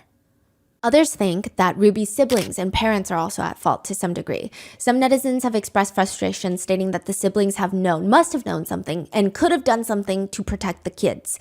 Bonnie, Ruby's sister, has publicly come out to condemn Kevin, saying, the one person that could have done something and had the legal right was Kevin. It was Kevin's job to check in on things, and he did not. She also posted a video titled, I am not my sister, I am not my sister's crimes, which a lot of netizens didn't really like the title of that video. I mean, I get it. A lot of people were coming on to the siblings saying, how did you not protect your nieces and nephews? But at the same time, I think as an aunt myself, it's unhinged. Ruby's siblings explained that for the past few years, Ruby and Kevin have pushed them out of their lives because they all hated connections. Bonnie says, my thoughts towards Ruby and Jodi and Kevin and connections is that it was all bullcrap. It was complete indoctrination of this thing that they created. I don't agree with how extreme they are on everything. I knew they were weird. I knew that they were off. Those are the things that we kept quiet about, because what was I gonna say? What was I going to do? I was not going to come out and publicly say that I don't like my sister and I don't like what she's doing and I think she's weird. That is what we kept quiet about. Julie, another one of Ruby's sisters, says, we all saw it. We all felt weird about this Jodi lady. We weren't comfortable with it. We didn't like it. We didn't like the teachings Ruby was bringing to the family functions, and we were this close to telling her, if you come to our family events anymore, we do not want to hear what you were learning through connections because we don't like it. We never did say that to her, but we thought it. Anyway, so 3 years ago, Ruby and I hung out bottling tomatoes, and then a few weeks later, crap hit the fan and she left the family. She did call my mom and yelled at my mom on the phone for 45 minutes and accused her of things that were not true. Basically, I'm here to say that I had no idea what was happening. Like Bonnie mentioned in her video, we are not going to let Ruby destroy another thing in our lives. We have our platforms where we try and bring brightness and positivity into other people's lives, and that is why we didn't talk about Ruby in our content for the past 3 years. Sherry writes in her book, it took around 2 to 3 years before Ruby would cut ties entirely with her family. And as I watched Ruby delete contact after contact from her phone, I couldn't help but wonder, was this healing?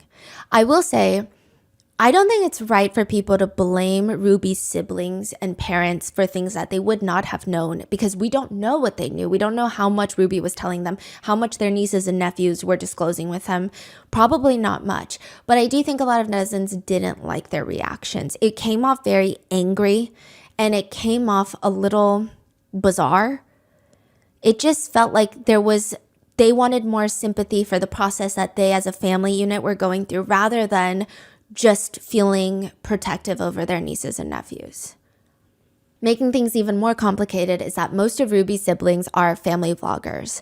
Some of them are more aggressively family vloggers, and some of them are more vloggers that show their families, which Sherry has been an incredible advocate for passing laws for family vlogging and child influencers. She recently got a bill passed in Utah legislature, and they are waiting for the governor to just sign it to become law. It's a bill aimed at protecting children of family vloggers. It would require parents to set aside a portion of their earnings into a trust fund for their children. Kind of like if you had a child that was in Hollywood, you have to set aside money for them for when they turn 18, if they're working as a child. And there's another part of that bill that is when that child turns 18, they have the right to request the removal of any and all content that they are featured in. Utah is one of the biggest states for family vlogging, so this is monumental. And again, please read Sherry's book. I think even if it's like, yeah, family vlogging is bad, by reading her book, it does provide such a visceral perspective that honestly, I think it changed my brain chemistry on pretty much everything that has to do with family vlogging. Sherry stated before, I would tell myself it doesn't matter what they say. I know how I feel about myself. I think I believed that for a while, but I would always find myself just checking comments on Instagram, on YouTube, just to see what people had to say about whether it was good or bad. It's like, okay, I just want to be aware of what people are saying, I guess. And personally speaking, I could probably work myself into a full-blown panic attack just by going and seeking out negative comments on the internet. And I'm an adult with a whole support system. Sherry, this was when she was a child. I read through old snark forums, not on Reddit, like a different website that should never be named and should not even exist. These are comments from 2016, before Ruby Franke was canceled. The comments that people are leaving about Ruby Franke's children, about literal 7-year-olds, were some of the most disgusting things I've ever read. You would think that these children committed grave crimes against humanity. It was really deplorable. I genuinely had a crisis in the middle of the night one night where I'm like, who are these people? Are these adults doing this? Because that's crazy. Who seeks out these forums and goes on to have lengthy discussions about how much they hate, first of all, a 7-year-old child, and second of all, a 7-year-old child that they had never even met before? Sherry details one comment stuck with her, which was, Sherry is such a kiss ass. She's always ratting out her siblings and trying to be Ruby's favorite. So smug. Sherry remembers thinking, and she writes in her book, I'm not sucking up. I'm surviving. There's a difference. She says, family vlogging ruined my innocence long before Ruby committed a crime. I promise you that my experiences are not unique and are happening to child influencers all over Utah and the country. So this makes everything kind of trickier considering Ruby's siblings, many of them are still making family vlogging content with Sherry's cousins. And some of them have pivoted, so they show way less of their kids now after everything that's happened, but some of them have not.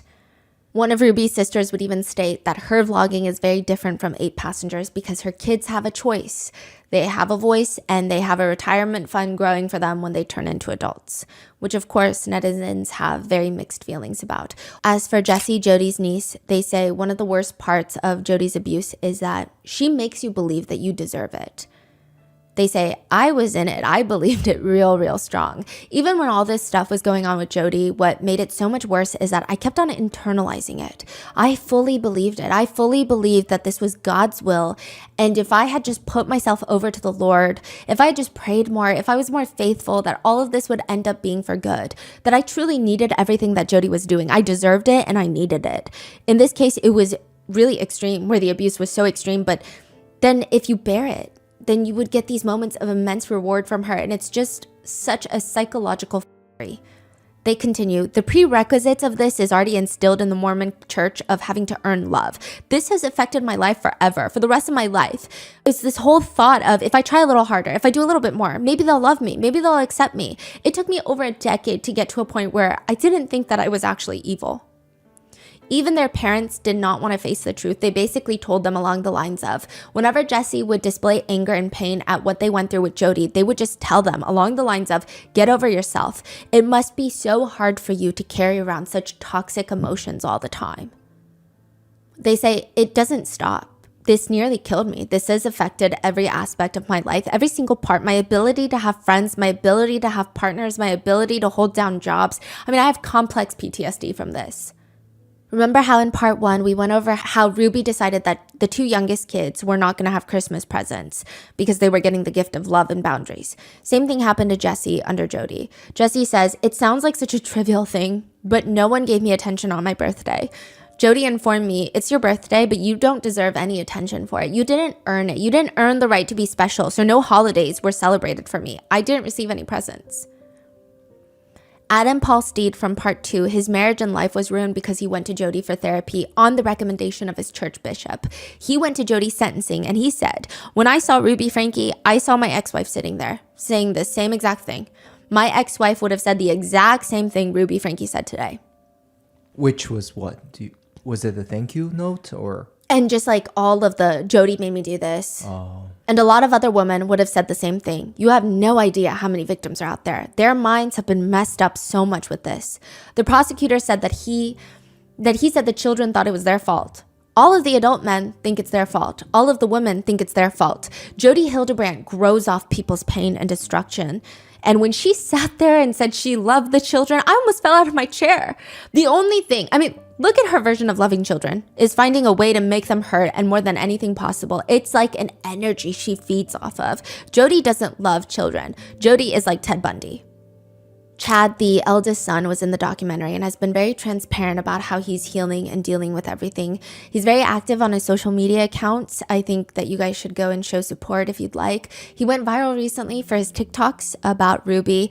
He has one where he says he got a tattoo for his mom. He wipes his arm and there's no tattoo. Or another one where he shows Mr. Beast making contestants sleep on a beanbag as a challenge, and he said he would have killed it.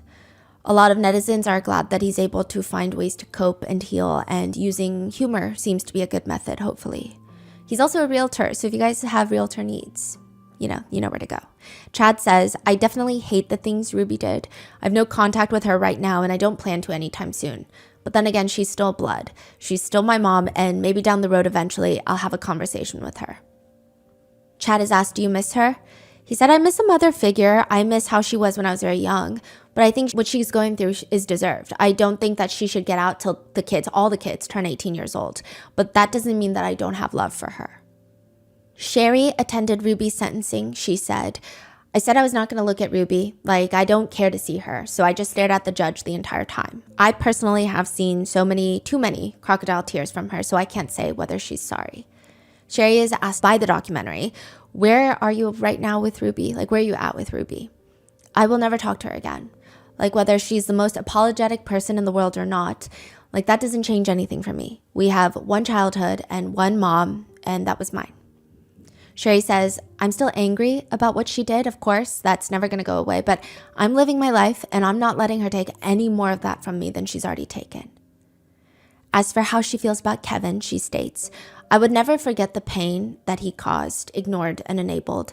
He has not been absolved, but I have chosen to release the burden of resentment that I held against him. By doing that, I was granting myself the freedom to heal. She has since announced that she is engaged and she is closing the public chapter of her life. She will no longer be sharing details about her future husband, her future children, but she will be posting about all the work that she's doing to protect children influencers and children that are used for family vlogging content creation. And hopefully she'll write more books. Even if they're fiction, I know that she's a huge history buff. I would read every single thing that she writes. She's an incredible writer. She has such a witty yet vulnerable voice. The way that she's able to balance it, even when she's talking about such personal, heavy topics, I think is a skill that most people don't have. So again, go get her book. Kevin has since filed for divorce. He states that he requested that Ruby stop reaching out to him. He says in an interview, the last letter that I received from her from prison was maybe in March or April of last year, and then I requested the Department of Corrections to ask her to stop writing me. I didn't want to hear anymore. I didn't like what she was saying, and I'm not going to share that. That's between her and me, but it just didn't feel right, and it didn't feel good, and I'm very angry. I'm still very angry, and I need space, and I need time. I'm not ashamed to say that after being married over 20 years to that woman, I truly did and still do love her, but that doesn't excuse what she did, and it doesn't excuse how she hurt our children and how she hurt me. And there's some things, there's some bridges that you just can't cross and then cross back. She burned the bridges. As of today, I'm still working through the divorce. We're trying to reach a settlement. It's been a long process. It appears that he has moved back into the family home and is currently seeking custody of the 4 underage children. Jessie Hildebrandt, Jody's niece, that was tortured prior to Jody and Ruby teaming up to inflict maximum amount of pain on children. They are now a tattoo artist in Seattle. They say they're kind of like a grandma. Honestly, they just like to stay home, make sourdough bread. They say it's an uphill battle of becoming happy and successful in the wake of no familial support and severe abuse. It's just inexplicable to describe. In a lot of ways, I do feel really lucky that I have been able to create the life that I have and to have the friends that I have, the chosen family that I have. I feel very fortunate. As for Adam, Jody called him the most threatening, scary person that she had ever dealt with. Adam says, I guess that's my new claim to fame, the most threatening person in Jody's life. I will be along with Jessie because I have the truth. And because of that, so many people will come forward. As for the case, Adam says about Jody and Ruby, how dare you think you could do this and get away with it? Jody is far worse than someone that physically abuses kids. She got into their heads and makes them feel helpless and hopeless. I'm up at night. I can't even explain what it's been like to have to wait 15 years for Jody Hildebrandt to go to prison. Life is short, and this lady stole more innocence from my life than any abuser did. He's remarried to an Egyptian Syrian doctor. He says, she's got her feet on the ground. She grounds me. Whenever I have trauma, just in 2 seconds. She means the world to me. Now we have this beautiful little baby boy. I took a bath with my baby boy this morning and with my wife, and it was intimate and beautiful. And so to the long line of predators in my life who thought they could steal that from me, well, they can't. And nor can they. Victims feel like they have no innocence. Find your innocence again. Find good friends, good people, find love, and find meaning. I promise every victim out there that you will go through a lot of negative feelings and trauma, and a lot of people will just try to push it out the window. Embrace it. Pull your triggers so much that they no longer work. Stand up with your chin high knowing it'll cause a hurricane for a while. But afterwards, you're going to live in the free world, not in bars or cages with triggers everywhere. Have a complete different philosophy that truth leads us to freedom, not to complete and utter control. And don't feel sorry for me. I'm going home to the cutest, most beautiful, fun wife and baby and life that's going in the right direction. So don't feel sorry for me. And don't ever think that Jody is a super powerful lady. She's not. These abusers, they're not. The ones that have chosen to abandon love are not powerful people. About Adam Paulsteed, one netizen comments, it's chilling how they turned a true victim into a make-believe predator. Shocked at how easily Jody exploited Adam's trauma and how stupidly the wife accepted it. Jody is clearly a sick sadist, but the wife sounds like an insensitive fool. Stupid or not, I hope she's haunted for life about what she's done. Another reads, Adam's story was heartbreaking and extremely enlightening. I feel for him and his family, and hearing everything that he's went through was so hard. About his ex-wife, netizens are divided on how to feel, but most agree. I think she was victimized and controlled by Jody, but her behavior was unforgivable. The system failed Adam, and she and her parents and Jody tortured an innocent man. As for Ruby, one netizen just puts bluntly, she has about as much empathy as a doorknob. I would also agree that I don't think Ruby has ever been a good mom. I don't think she's ever had it in her to really be selfless. I don't think that's part of Ruby's DNA. For Jody, one person writes, regardless of how much prison time she ends up serving, one day she's gonna die alone, and no one will be at her funeral unless it's to piss on her grave. She's incapable of being loved or loving anyone in return, and I love that for her. Others were just shocked at Jody Hildebrandt's actions. Even her niece has stated that some aspects of Jody, if it weren't so evil, so depraved, and so vile, it would almost be funny at how ridiculous Jody Hildebrandt is. Netizens are having a bit of a field day with the footage of her pretending to be possessed, with comments reading, she's the girl at sleepovers that pretends to talk in her sleep. Others speculate, I think she was pretending to do that so that Kevin wouldn't question the weird noises coming out of her bedroom. Or another, the secondhand embarrassment I felt knowing she was so committed to the bit. Or another reading, girl, you are too grown for this. And that is the case of Ruby Franke and Jodi Hildebrandt. What are your thoughts on this? When do you think that they're going to get out? Let me know in the comments. Go buy Sherry's book, and I will see you in the next one. Stay safe.